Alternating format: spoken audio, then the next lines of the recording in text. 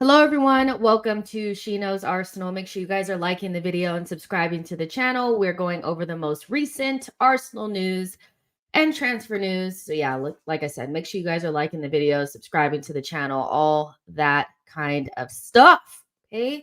Yeah. I put a comment in the chat. I was like, I was running trying to get this together. I have some other stuff going on like immediately following this. And yeah, so I'm glad I made it. I'm glad you guys are here. Before we get started, I am so sorry. I need to put some chapstick on my lips because like if my lips start cracking on here, it's gonna be so embarrassing. Anyways, how is everyone? There's 65 of you guys in here already, which is amazing. Hello, how are you guys feeling? On today's show, we're going to be talking about Santiago Giménez, Mexican striker that plays for Feyenoord, who is killing it in the game and has been linked to Arsenal and several of our rivals. And we're going to speak about whether or not he's the perfect choice. Now, I already did a show about Ivan Toney, where all the reporting around Arsenal's interest on Ivan Toney was that they felt like he was the perfect choice. I don't know who the perfect choice is for Arsenal, but watching Jimenez yesterday, I was like, oh, there's something there. So we're going to talk about it. AirPod Albert, is he leaving? There are rumors that he's going to leave, which would not be that surprising considering that Ajax is a dumpster fire and they'll probably be looking for some new coaches or somebody to help them rebuild that side because, like, let's be real, like Ajax, or I'm so glad we saved Timber because Timber would have been burning up, y'all. Timber would have been up in flames if he had stayed there. So is AirPod Albert leaving? And with, oh my gosh, I forgot his name. Steve Round and AirPod Albert potentially like both out of the picture. How does Arsenal rebuild their back staff to get more out of the coaching team? I think it's been spoken about quite a bit that some people feel like Arsenal's backroom staff is a little bit young. And if you remove Steve Round, which we already have, and AirPod Albert out, there's like nobody there that's older than Mikel Arteta. Like Carlos Cuesta and the other guy are like younger than me. So we need to talk about it, okay? Gabriel Jesus is a doubt for Sheffield. He's going to do his scans today. And as we spoke about yesterday, I'm okay with him not playing against Sheffield because it's Sheffield and we're playing at home. Give somebody else an opportunity to shine. Hopefully somebody other than Eddie. And Cozier Dewberry, his new deal is progressing and he could potentially go on a loan in January. So like I said, get into the comments and let me know what you guys are thinking. Let's see what you guys are saying. Jay says Pep would be a good replacement for Albert. Bropro says perfect time for Pep to help the revolution then. The wheel also says bring Santi and Timber's brother Quentin. We're going far. Watching Timber's brother yesterday, I was maybe a little bit less impressed with him than I was with Jimenez, but equally like that's just one game. You have to watch more than one game of a player, I think. If you could choose any midfielder to bring in, would it be Timber? Timber meaning Yuri and Timber's brother. I don't know, but I know he's a talented player. I just don't know if like we have to get him, BX Gunner says Mexican Argentine. His father is former Argentina international Christian Jimenez. Bropro says, who is this guy? He is a striker that plays for Feyenoord. Like BX was saying, Mexican, Argentine, but plays for the Mexican international team. He's 22 years old, and he is absolutely smashing it. The thing is, here's my thing, is it depends on what we want to do. Like, he's killing it. He has... Last season, actually, in the Eredivisie, he had 15 goals and 2 assists, which is really good. This season, so far in the Eredivisie, in 9 games, he has 13 goals and 3 assists. And in the Champions League, he was suspended for the first 2 games and has already scored 2 goals. If you guys were watching Feyenoord yesterday, you would have seen those 2 goals. And so this is a player that has... He scores a lot of goals. I think the issue comes in is like, when people start talking about players from other leagues, they start to like, well, what happened with the last couple of players that have come from the Eredivisie and come to the Premier League? And I think that there's not that great of a track record. Like, we're all hoping that players that come from the Eredivisie end up being Suarez, but a lot of them have struggled, to translate that level of clinical finishing and numbers in GA to the Premier League. So I understand that 110%, but at some point there's going to be another Suarez. There's always going to be that one that when you look back on it and, you're going to be like, why didn't we take a risk on this player? And it's up to recruitment to figure out what players you take the risk on and which ones you don't. Um, and maybe this Jimenez guy is the one that you take the risk on, because this is the type of striker that goes to one of our rivals and we're kicking ourselves for years because we didn't get him, potentially. And we always kind of go for like the obvious choice. The obvious choice is Ivan Toney. Ivan Toney makes us better right now. He comes straight into the team. He replaces Eddie. He's much better than Eddie. He adds a little bit more of the finishing aspects of things than Gabriel Jesus. And you instantly become a better side with Ivan Toney. No, there's no other way to say it but that. You get better. But in the long term, this player is only 22 years old. He's probably going to cost you about 40 million pounds. So, is it a better investment to go after somebody like this? A little bit more of a risk because he's coming from an inferior league, but he could end up being a superstar. These are not numbers to just ignore. So, I'm always for a little bit of a risk if we recruited him properly. And Arsenal are said to have been not only scouting this guy, but be very interested in him. And it's not just us. It's Real Madrid, it's Tottenham, it's Chelsea, it's Arsenal. So there are a lot of teams that need a striker that are looking at this guy. You think about Chelsea, they need another striker. You think about Tottenham, they definitely need a striker. They're scoring goals, but eventually they're going to want to bring in somebody that, can replace Harry Kane.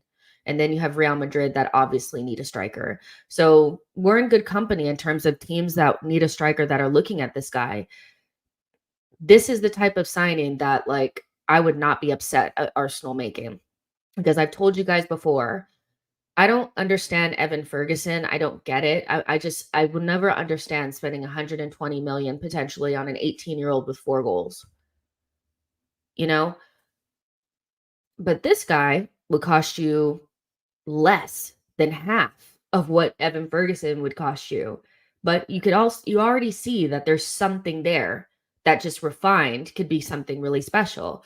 So there's 2 ways of thinking about this. Are we just buying a striker for January to get us over the line? Are we looking for somebody long term that could potentially be the one? Because I do think Arsenal fans want the striker that we're going to have for the next 5, 6, 7 years. That's going to be the guy for us. And we know it's not Gabriel Jesus. Like, I love Gabriel Jesus. We've had this conversation many a time. He's not going to be the one, not an Henri, not anything like that.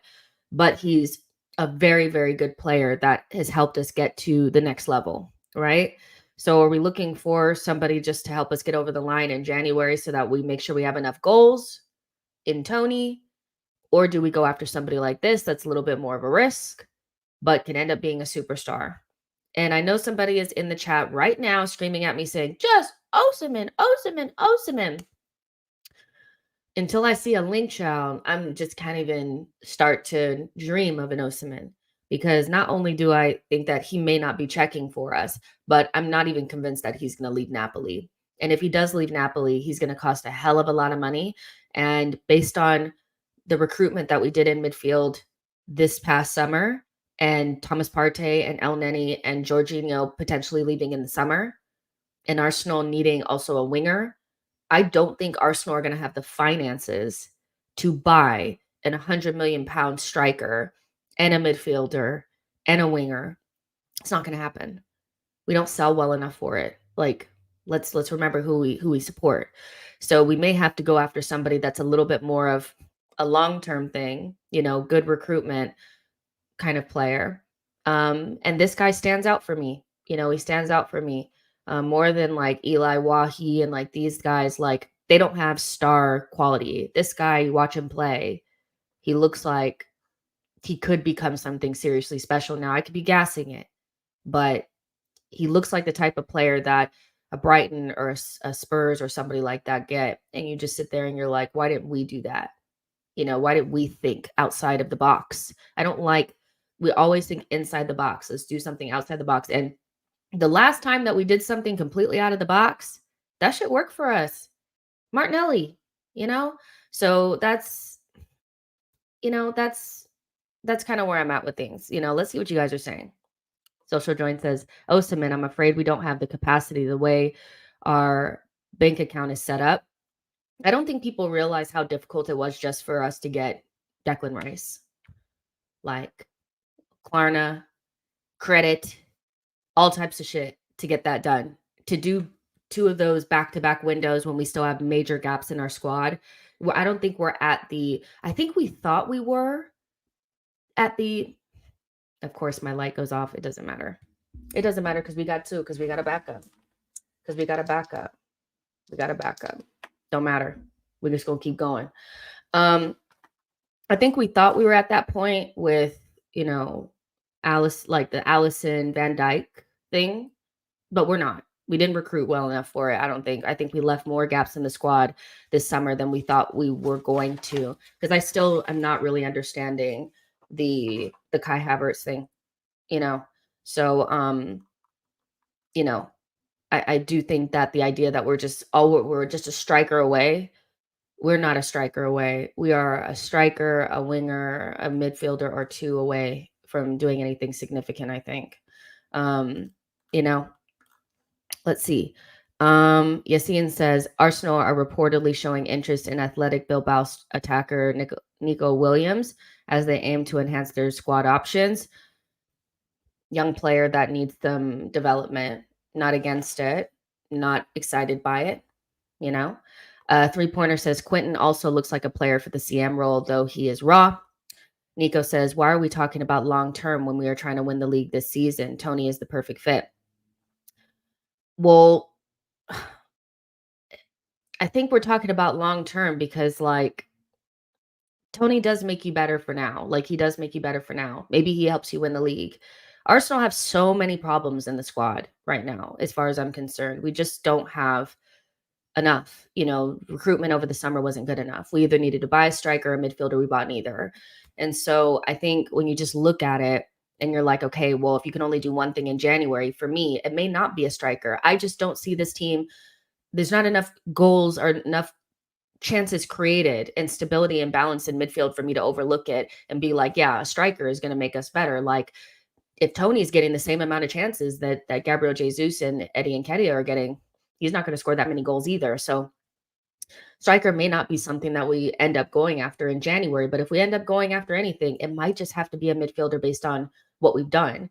But I don't know if it's just if we buy a striker, we're going to win the league. Does anybody think that if we buy Toney, that's going to not guarantee us the league, but that is going to be the thing that we look back on and say, that's going to take us over the edge based on what you've seen for the first 10 games?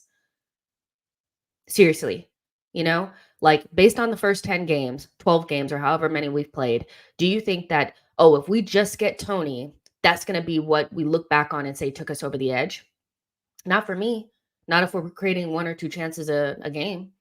No, it's not going to be it. We need to figure out midfield. Period, boo. And so I think Arsenal do need to look at all their options. I don't think it's just Toney or bust. Especially if Toney ends up costing, if he costs more than 60 million, we need to dead that. He sounds like Toney makes a lot of sense at 50, 60 million. He makes a lot less sense once you go further than that. So I understand that it's well, what about now? I agree about what about now, but my what about now signing that's going to take us over the edge for the title may change based on what I've seen over the last couple of games. Before, it kind of felt like it had to be a striker, but the more I look at the midfield, I'm not sure that we get anywhere near where we want to be with the options that we have right now. Because again, we did not get a left center mid, and we have a CDM that we really, really want to use that's never available. So I'm all for what about now signings for the season, in January. A January signing is what about now? What's going to get us to where we want to go? But I'm not sure that signing is a striker based on what I've seen. I need the midfield to midfield at some stage. It's not doing it for me. I'm scared. We're not creating enough chances. We're not controlling big games. Like all of the big games that we play, the reason why we've looked a lot worse this season than we have in seasons last season is because we didn't control the midfield. We didn't. We didn't have control over the midfield. We got something in those games despite our midfield, not because of it. It's becoming a growing issue for me personally. So again, I'm not saying that like everything needs to be for the future, but we're not going to be able to solve every single issue in January. And for me, like I look at down the list, I'm like, what is our biggest issue? It's the midfield. It really is. It's for me, it just is, Boy says we have enough options in midfield. Arteta must make one of them work. Maybe, you know. It all depends for me on whether or not Thomas Partey can maintain his fitness. If he can't, we have to go get somebody. We have to sell him in January and get somebody else in. But he hasn't really figured it out. And again, he's moving Kai Havertz to center forward. It's a mess. Nico says sell Partey and Eddie and buy Toney and Thuram. Nebelius says Santiago is Tottenham's top target in January, apparently. And that's the thing. It's people are, we got to do for now. We got to do for now. We got to do for now. If you wanted to buy somebody in January and he was available for 40 million, it's not like he couldn't help us over the line. Like, this is not a bummy player. Like, go watch him with your eyeballs and tell me that this is just a guy that's scoring goals because he's in a inferior league. I don't think so, y'all. I think this might be one of those where we look back and we're like, why didn't we go after him? And I don't know if you want Tottenham to go ahead and get this guy. I don't know. 3-pointer says Rice is carrying our midfield alone. I feel like he's working harder now than at West Ham. Yo-Yo says being an Arsenal number 9 requires a certain gravitas. We need a golden boot caliber forward, irrespective of their age nor nationality. I agree with that. Nico says not if Odegaard is still slacking. Blaze says just thank you so much for what you said about Ferguson. He scored 3 goals against Newcastle, and all of a sudden Arsenal fans start hyping him up. He said he's better than Gabriel Jesus. I'm looking at what I'm seeing in front of me, and I'm seeing Toney as an option. Obviously, Toney is an option because he'll be available and he probably wants to come, so he's a very good option that definitely makes us better for now because you can move Eddie to the side, and Gabriel Jesus plus Toney is much better than Gabriel Jesus plus Eddie. So obviously he makes us better. Like, there's no way to deny that. But Ferguson at 100 and something million is such a freaking risk. And I don't see enough from him. He's not even starting for Brighton to make me feel like that guy needs to come in and be our number 9. I just don't see it. Osimhen is obviously the dream choice. He would be, I guess, our striker version of Declan Rice, but Osimhen is not English, so he's going to have so many different options available to him. He can also just stay at Napoli, which looks like a place that he's pretty comfortable at, despite the issue that they had a couple of like a month ago. And pinning all our hopes on somebody that may not even want to come to us, for me, is a little bit like, let's get back to reality. There are plenty of players that you can look at that would instantly improve us if we just expand our horizons beyond the dream choice and Ivan Toney. Even though both of them would work, there's other players out there. I think Arsenal need to look at their options, because we're not in a one signing gets us over the line for the title. We're just not there. We haven't recruited properly enough, especially with Timber's injury. Maybe that ends up being something that hits, like, that nips us in the bud, like, or not nips us in the butt, like kicks us in the butt, like in a couple of months. Tomiyasu going to the Asia Cup, like, we really have to see where we're at. Kasi says, hi Jess, great show as usual. We need to sign Kefram Turam. The kid is great. I watched him for 3 seasons now. Energy in midfield, supporting the attack, and a physical tackler. Yeah, a lot of people have been talking about him. I thought Liverpool would get him, but they ended up not going. There was like issues. They couldn't figure it out. They couldn't get him out of Nice, I think it is. So, he's a like box to box option that I think a lot of people would like. Boy says none of these options are convincing me. If we must recruit in midfield, then all my stocks are on Nicholas Seiwald, though I need to see Jorginho or Elneny leave the club if that happens. And all of, the options not convincing. I think that's what happens when you miss the boat on the strikers. I think there was a time where there were, I think, more strikers available and we kind of missed the boat a little bit. And now we're trying to like figure out something like last minute. So, yeah, none of the options are going to convince you, but either you push it further down the line and you go another season with Jesus and Eddie, or you figure out somebody that's going to grow into that role. I think recruitment has to be flexible. I don't think it can always be perfect settings all the time. I think sometimes we think, okay, well, we just need to hold off indefinitely until the perfect person comes available. Sometimes that is the case if you have a suitable option to your disposal right then, somebody that's going to last you for a couple more years, but I think in some circumstances, especially when it comes to Arsenal and their striker situation, I think we are in a situation where we need to address that within the next 6, 12 months, So um, maybe you don't get to just recruit your perfect option that definitely convinces you. And so Arsenal need to be flexible here. I think we've done well to be flexible when we haven't been able to get our number one option. And I think this is going to end up being one of those too, the striker situation, because right now you have one superstar option. You have a couple of not so convincing because they're young and you're not sure. And then you have a guy that definitely makes you better in the short term, but is not necessarily going to lift your ceiling, I think, enough, in Toney. He's definitely going to make you better right now. But is he somebody that's going to be your one? Maybe not, So it's yeah, it's an interesting one. It really is. I really like this Jimenez guy a lot. I do think that if we end up not getting him and one of our rivals get him, we're gonna look back on it and we're gonna think, why didn't we do it? You know, I don't think he looks like somebody that's like it's just because the league that he's in. I don't. 13 goals already in a season. That's a lot of fucking goals. Even if you cut them in half and say give it Eredivisie tax, that's still like what, seven goals already in 9 games. That's a lot. So even if you take the tax, like put tax on it, that's a lot.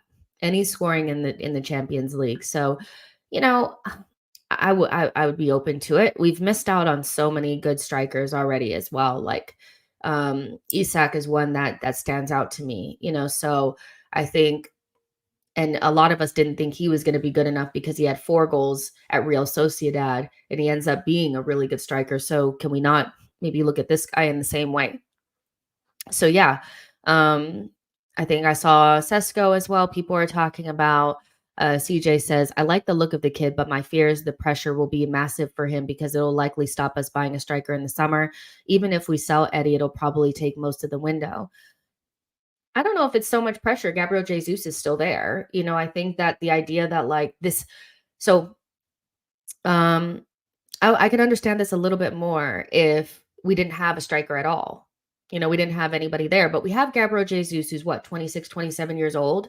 So you have somebody there that works with the wingers that you have, Saka and Martinelli. But if you have a 22-year-old, with international experience coming in at Arsenal that doesn't necessarily have to start every single game, but is there for his first 6 months in January, and he's able to learn under Gabriel Jesus, and then start the next season afresh. I really don't think it's like the pressure is like Evan Ferguson going from Brighton not starting at 18 years old for me is a lot more pressure with a price tag that's definitely going to crumble. Like that's definitely going to smash his head in. 40 million international striker, goals already, playing under Gabriel Jesus. That's all I'm saying. That's all I'm saying. So yeah, that's it. That's all I'm saying. I can like if we went out there and got Toney, I'd be all right with it. I'm fine with that, because I know it's not like every single option that we're going to look at is going to have pros and cons because we're not getting Osimhen. That's the only striker on the market that doesn't have any cons, I don't think. You put him in Arsenal's team and it's smash it like Declan. Every other option that you look at is going to have pros and cons. It's just which ones do you want to have to deal with. Toney, short-term option that makes your floor, that lifts your floor a bit, that gives you a dead ball specialist, a penalty taker, a physical presence, somebody that already knows the league, that's worked well with your goalkeeper already. There's a lot of pros to Toney. There are some cons. There's some pros to Jimenez. There are some cons. It depends on what Arsenal want to go for. But if you want to go for the long-term option that could potentially become a superstar, you go for Jimenez. If you just want somebody that's going to help you get over the line potentially this season and give you a different option to Gabriel Jesus for the next 2 or 3 seasons, you go for Toney. They're both good options. It just depends on what direction you want to go in. But, we're all going to be in the same pool here. Chelsea, Tottenham, Arsenal. It's going to be very interesting to see over the next 6 to 12 months who made the right decision and who made the wrong one. Davion says 65 million, Toney, go get him. As long as the price says in and around that, I think he makes sense. Otherwise, he doesn't make as much sense. 60 million for Toney is not a bad deal in January if you can get it done. It's, I think both of them are good options. I'm not leaning to one. It's like I can see, because every option is going to have pros and cons, I can make an argument for both. Keenan says, would be happy with Sesko, Toney, or Jimenez, just hoping we don't come away with nobody in January. And that's kind of where I think I'm in the same boat as Keenan here, where I would be happy with any of those options, really, understanding that all of them have pros and cons. I just think that going through the January window without doing anything would be a little bit like, ugh. But, and I also am open to the idea that our one signing doesn't have to be a striker if we can't figure out midfield. We have a couple more months to make midfield work. You're not going to win anything with a disjointed midfield. You're just not. You can have the best striker in the world. If you can't get the ball to him, can't create chances, it's not going to happen. So I just don't want to go through January with nothing. So hopefully everything that David Ornstein has said is not really true, but it does worry me a little bit.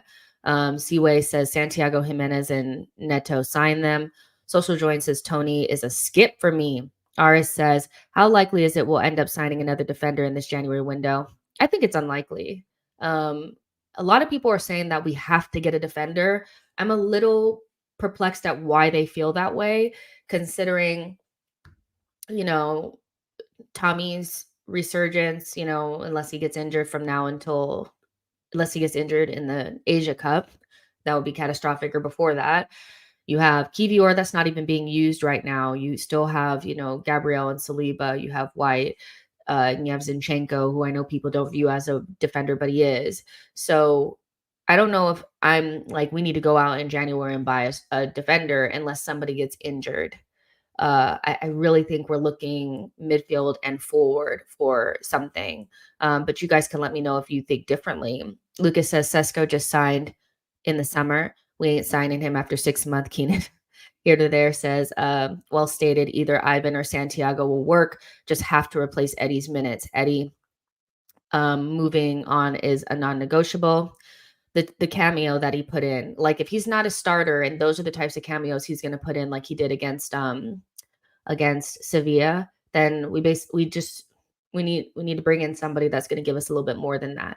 God forbid something happens to Gabriel Jesus, who is having a scan today to see, the severity of his hamstring. You can't just only be useful to us kind of when you're starting. I even think since he's been starting more and more, like what kind of happens is Eddie plays well for like the first 2 or 3 games and then tapers off, which is the reason why Trossard ended up playing toward, like, remember when Jesus first got injured? We came back from the World Cup and Eddie was starting. He started off like a house on fire. Then he tapered off. We started to look really blunt, and we had the, like, kind of like how we look now, where we can't access central spaces. Martinelli is just completely isolated from everybody else. And then Arteta decided to play Trossard for a couple of games, and we look like ourselves again. So Eddie does this every single time. He's not good off the bench. And when he starts, he gets a run of games, and he starts off first 2, 3 games. He's like, everybody's revising history on Eddie and saying how you're so dumb if you don't understand why Eddie's so good, and you can't get much better of a backup striker than Eddie. And then in the next 4 or 5 games, he hasn't scored since Fulham, and hasn't looked like scoring since Fulham. He's taking weird shots that he would never score in his, y'all, I'm not doing it. Eddie's somebody that we need to look at as a opportunity to improve. That's all I'm gonna say. The Eddie says Eddie simply doesn't score enough. Keenan says Neto and an 8 can see us through the season. Trossard and Havertz are both serviceable up top. This is kind of what I'm saying as well. Like, you know, our attack would score more goals if we just had more balance in midfield. I genuinely feel that. Like, we just don't have the balance in midfield at all. And so that's definitely the fact that they're scoring as much as they are is because they're so good, you know? Um, and if you can't rely upon Jesus coming deep and being like another number 10, because that's basically what he did against Sevilla, which made us a lot more dangerous and also unlocked Martinelli. You really need to look at the January transfer window as an opportunity to upgrade in midfield because you missed the mark really badly in the summer window. I will not let it go. I will not let it go. John P says apparently Real Madrid are now interested in Jimenez. So there's that. I think this is the one, y'all. This is the one where we'll look back on it and say, why didn't we do it? I genuinely believe that. You know, um, just watching him, it feels like this is the one that he's going to get a big move and he's going to be the next thing. But, because you could look at Gakpo and I knew he was going to struggle in the Prem. Remember, we spoke about Gakpo and I was like, he looks good, but not sure. Is he really a winger? Is he a 9? He's not really that agile. Is he really fast? Is he not? And his first season was a little disjointed. He's a little bit better now at Liverpool, but I don't get the same feeling that I did about Gakpo that I do Jimenez. Jimenez is a striker. He's a striker. He's going to strike. Okay. That guy doesn't do anything but try to find the shot. And I like that. Lucas says, I want pace. Don't care if the center forward or winger, just give me pace. Jacob says, Lucas, we lack pace apart from Martinelli. That is true. We don't have enough pace in our team up top.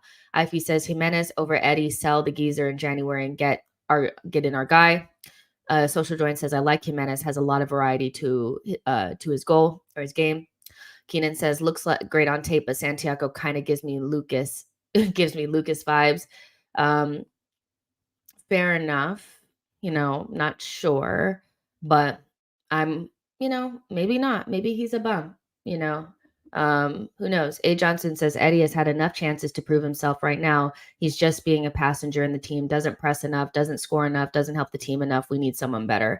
So yeah, we put ourselves in a situation now where we're looking at the January window. You should only need maybe one player to get you over the line, but we're all talking about different things. And that stresses me out a little bit. I'm like, we should only really need maybe like one player to bolster us. I think we could name 3 or 4 positions where we're like, we need to bring in somebody to solve that.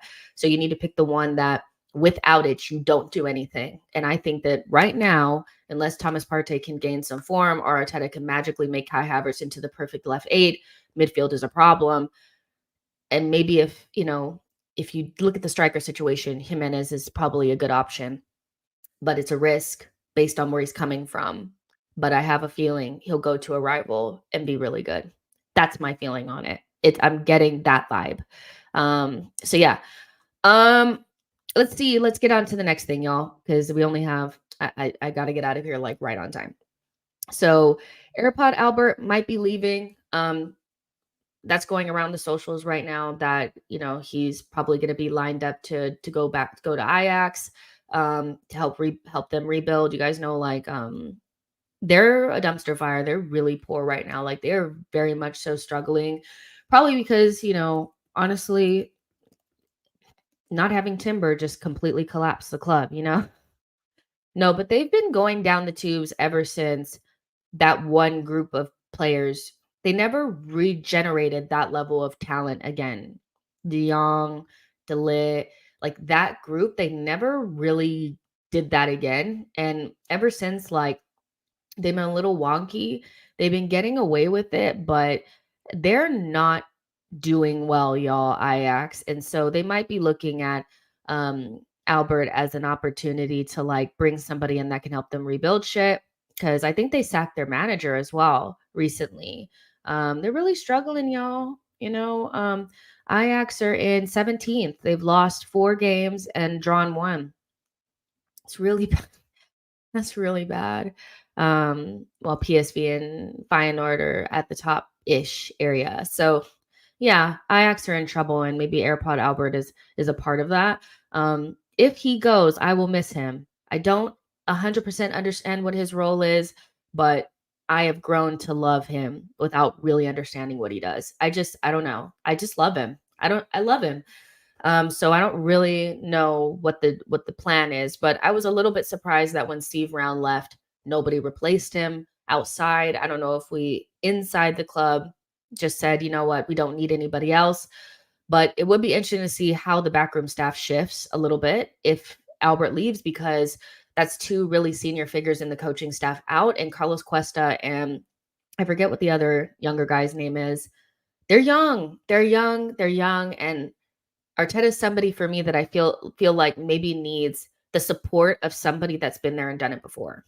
You know, I think Arteta has great ideas. He's an innovator. He wants to try new things, but I also think there has to be somebody that's like, okay, I love that idea, but like we need to be real.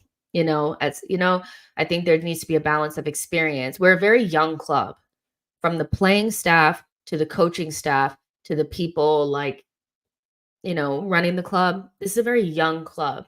And that's fine to be innovative and to do new things and to have great ideas.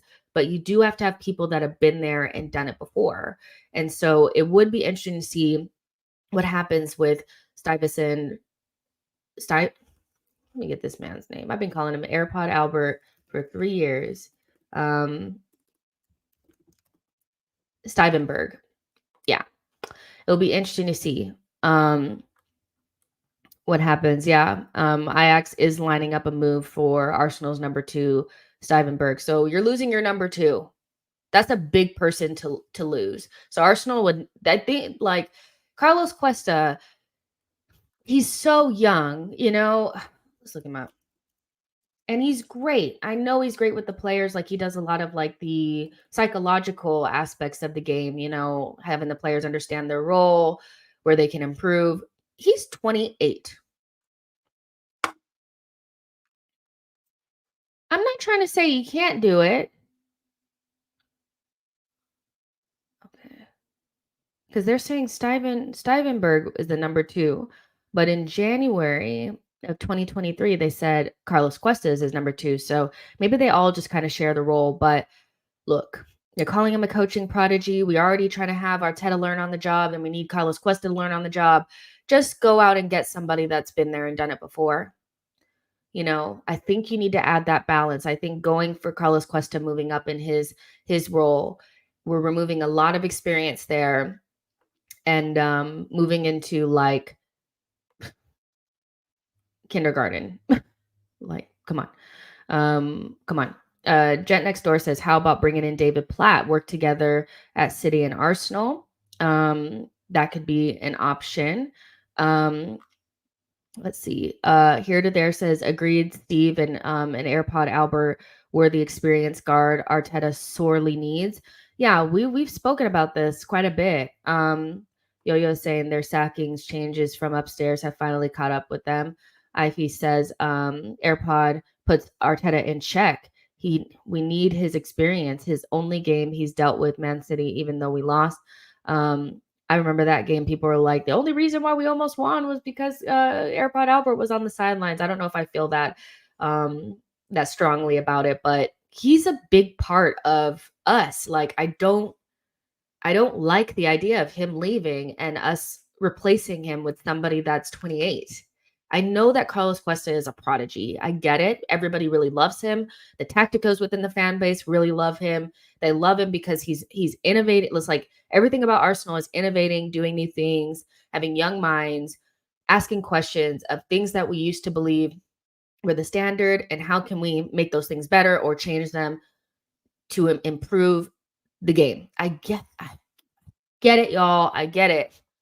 But football is a simple game at the end of the day as well. And sometimes you just need somebody that's going to say, that's a cute idea, but we need to keep it real. And I think Steve Round and AirPod Albert were doing that. And so I'm a little worried that we're going to get too young and it can cost us. Our coaching staff has to have the right balance. P-Way says Jimenez can more than that, to be honest. You guys talking about the striker situation still, which is fair enough and fine. Let's see. Gent Next Door says Arteta needs an older lieutenant. He does. It's a worry. I'm not going to lie. But it looks like he's gonna go. Like it's been on Twitter for a while. Somebody said that he looked like he was telling everybody goodbye after the Sevilla game.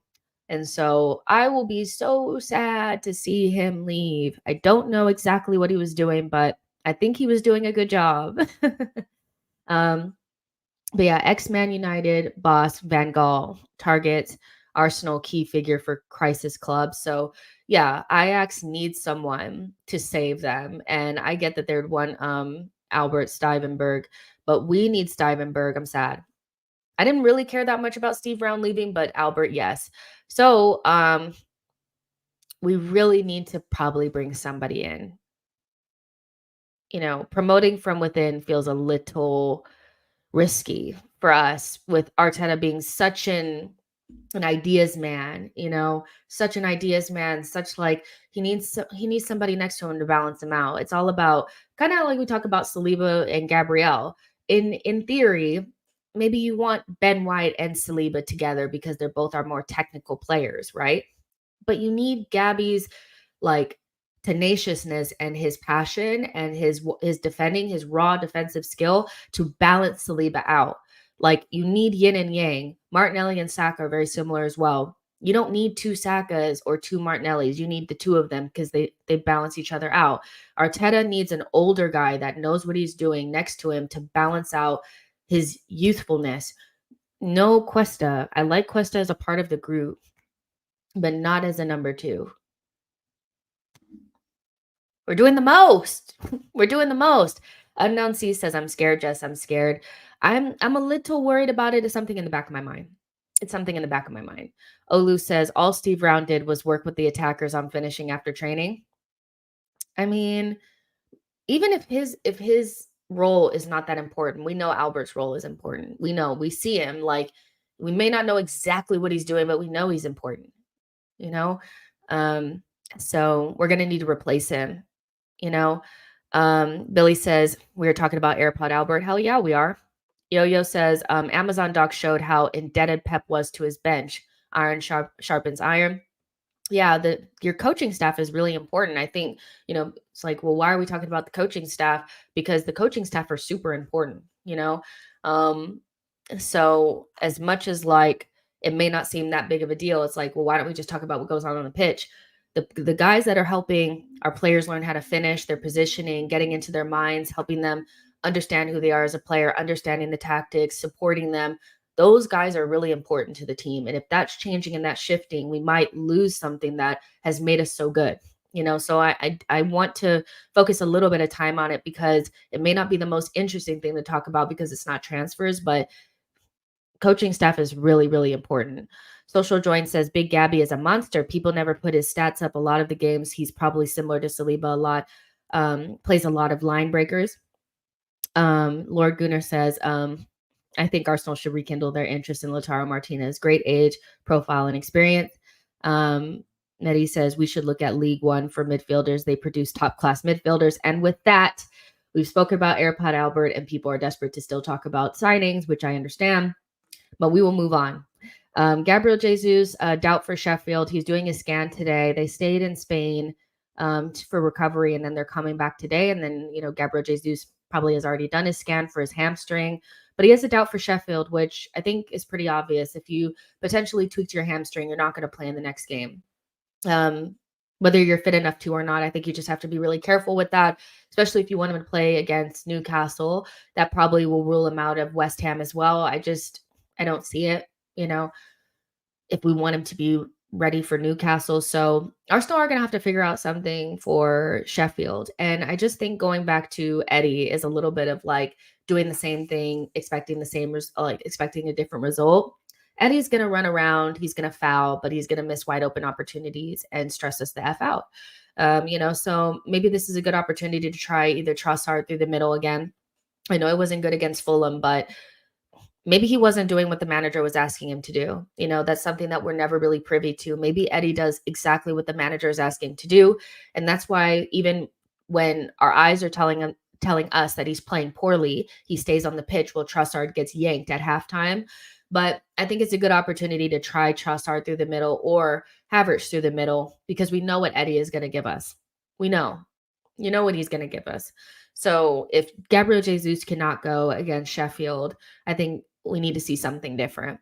And I prefer it to be Trossard because, again, like I said yesterday, I don't think Arsenal should be let off of the hook so easily with this Havertz signing that was meant to be, you know, in conjunction with the Rice signing. There was just too much reporting out there about the importance of those two signings coming together, where I'd rather see Arteta have conviction in his ideas and make Havertz into this midfielder, whether that means playing Havertz on the right and playing Odegaard on the left, or taking Odegaard off and putting Havertz at right center mid and playing somebody else on the left.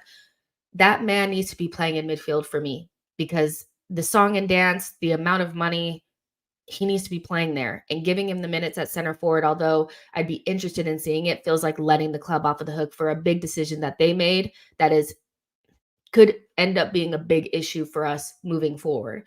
So either one of those is fine with me, Trossard or Havertz, where I probably prefer it to be Trossy. But we already know what Eddie is going to do. But we're waiting to hear more about Gabriel Jesus and the potential hamstring. And if it is a hamstring, he'll be out for at least a month, which would be really disappointing considering he was just gaining form. He has, 3 goals in the Champions League, something like that. So he was just gaining a little bit of form. It would be very disappointing for him to be out already. Ian says Havertz is the best option after Jesus as striker for me.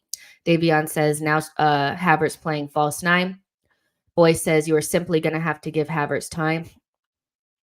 Gent next door says Havertz is basically Berbatov Mark 6 against low blocks, play him at 9. Ivy says, any idea when Fabio Vieira will be back? I think we imagined him, Ivy. I'm not even sure Fabio Vieira is actually somebody that existed at Arsenal. I think we've completely made him up because I thought he played a couple of games and started gaining form, and then he disappeared from the squad completely, but I don't know when we're going to see Fabio Vieira again. It's important to capitalize on players that are in form. I'm sure we lost a little bit of what he was doing. I think we've lost a little bit of that with him being out for 3 or 4 games now. As he was taken off against Tottenham. He didn't play against Manchester City. He didn't play against Sevilla. He didn't play against Bournemouth. He hasn't played in quite a few games now. So I'm sure whatever little bit of form he was catching on to, it's gone now. But again, I don't even know if I dreamt Fabio Vieira at Arsenal. Travis says, I don't know about you. I don't want Jimenez.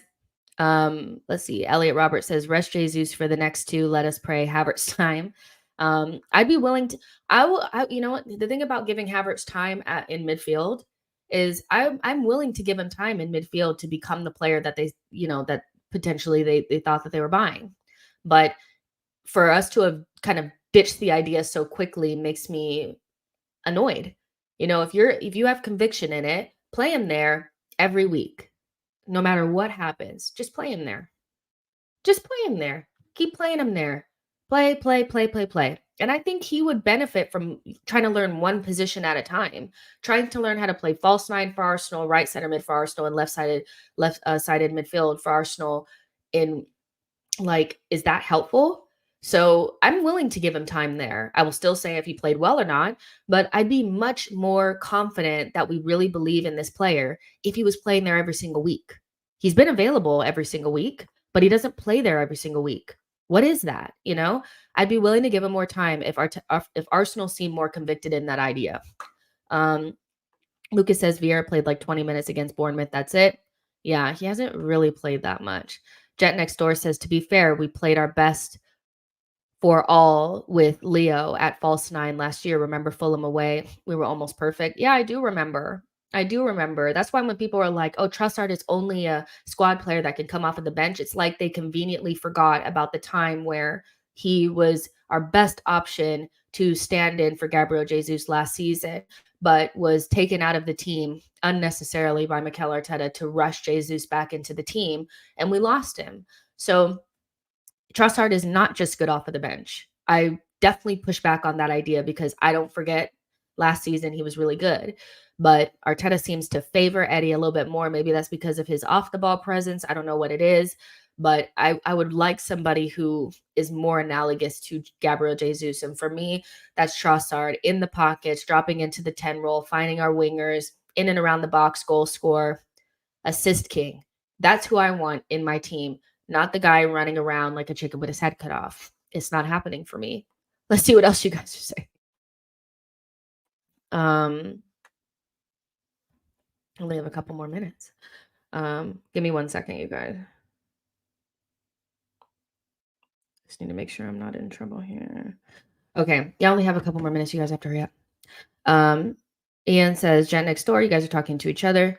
And Barry says, in hindsight, do you think we should have gone for Simmons a little hard in the summer? We should have got somebody that we really believed was going to play left center mid. That's what we should have done. Okay, guys, I do have to go. I'm sorry. I only had like a quick hour and I was like 4 minutes late. So please don't hate me. I am going to have James from AFTV on the pod tomorrow. We're going to pre-record something and then put it out about midday. It's going to be about Arsenal's chance creation, our attack. So we've been talking about it a lot over the last couple of weeks.